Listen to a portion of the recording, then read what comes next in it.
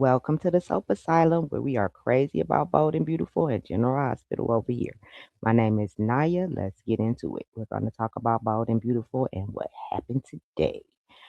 Okay, so let's start off with Will and all of them. So we're still over at Granddaddy Forrester's house, and he's still the same thing. He's telling her, "You can't choose Will. Spencers and Foresters don't mix.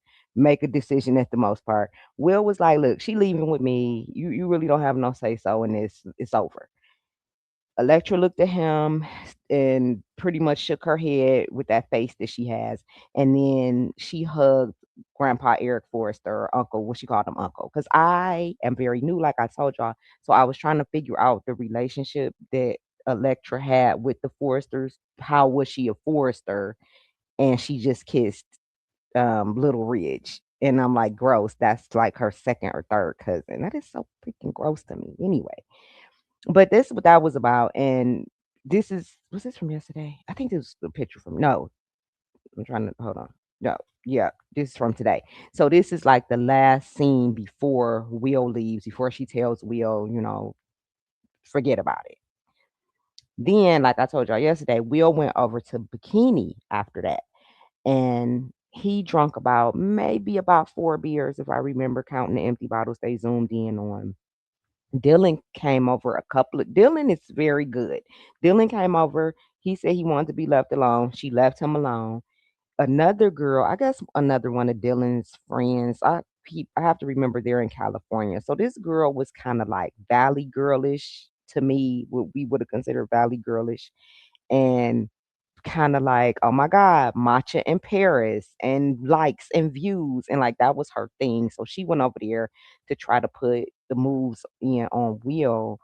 And he told that bitch, it was like, listen, I don't mean to be rude, but honestly, I don't want to go anywhere with you. So he really actually, the fact that she didn't take the hint just from his silence while she was talking, like he didn't even look at her. But so she went away, and then eventually Dylan came back over. They started talking. Nothing really got resolved. His heart is broken. He misses Electra. He stayed until the bar closed. He promised Dylan that he wasn't gonna drive his motorcycle, that he was gonna walk. He doesn't live far. He then did he text or call? He called. He called Electra. She didn't answer, of course. He left a message, and she was able to read the message, and it was basically like, maybe your family is right, maybe we don't, we're on two different paths, two different worlds. He was like, I'll always love you. At the end, though, she was trying to hurry up and pick up the phone while he was in mid message, but it didn't work. She didn't pick up the call. But I'm like, well, just call him back, stupid. If that's like, because she hurried up. She was trying to hurry up, pick up the phone and say, "Well, I love you forever too."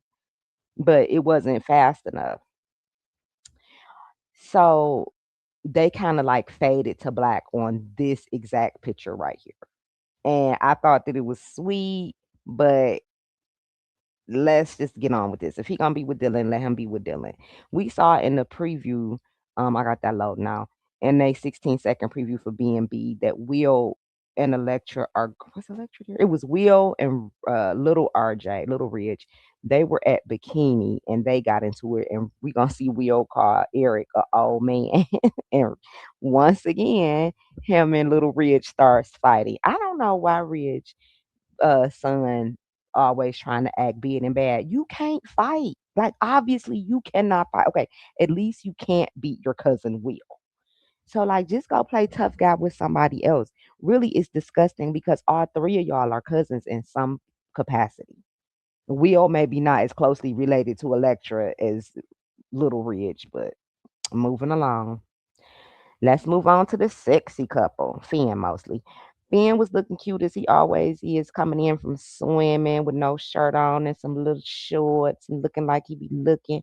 He even fine on that commercial. What is that? Not Nationwide. Is that a Nationwide commercial? Y'all know that commercial that he and I'm talking about. He even cute on there. He is fully dressed on there. Anyway, him and Steffi were her whiny. So he had got a message from his mother, No, she called him. She called him and, like, if you talk to Steffi, were you able to get her to change her mind about me being a part of the family? He told her, no, not yet. Steffi comes in her negligee, like she always, I'm telling y'all, that's a nightgown. But she came in and she was telling him about Daphne, how she's not able to conceive and how she feels like, how bad she feels because she really enjoyed being pregnant with her two children. And I thought about that too. Like, yeah, dang, I really did have a good time being pregnant.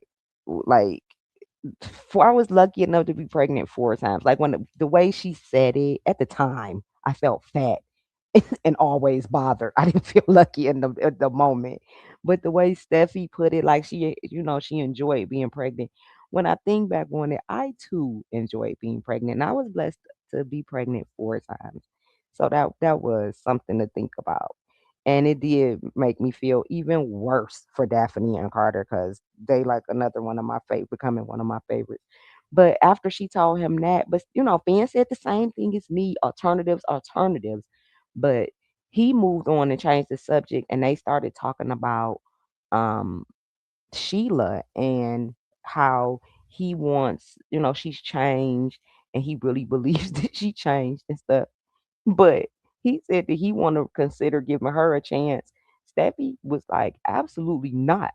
She is terrified. She was acting like somebody that's got, like, she's extremely traumatized by whatever Sheila did to her.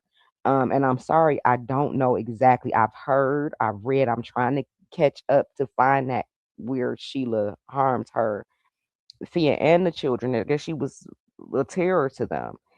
Um, and Steffi can't get over that. So they're at the point now, which I said yesterday, that I think this is gonna cause a really big problem between these 2. I don't know if their relationship is gonna survive this because the way Steffi is, right? Steffi is pretty much like my way or the highway. This particular thing, I get it because Sheila did try to cause them harm. If you watch General Hospital real quick, I'm sorry, I don't compare, I don't mean to, but Sheila reminds me of Heather Weber, if you're familiar with Heather Weber from General Hospital. She reminds me like she's that. Am I close? Any B&B people? Like, is Sheila like that to where you like her, but then sometimes you don't like her? Because I like her. And Steffi reminds me of some of the people on General Hospital that are frightened of Heather Weber. Like, it's like that, like, oh my God, no, I don't want this lady anywhere near me because just with her being in the area, I could die.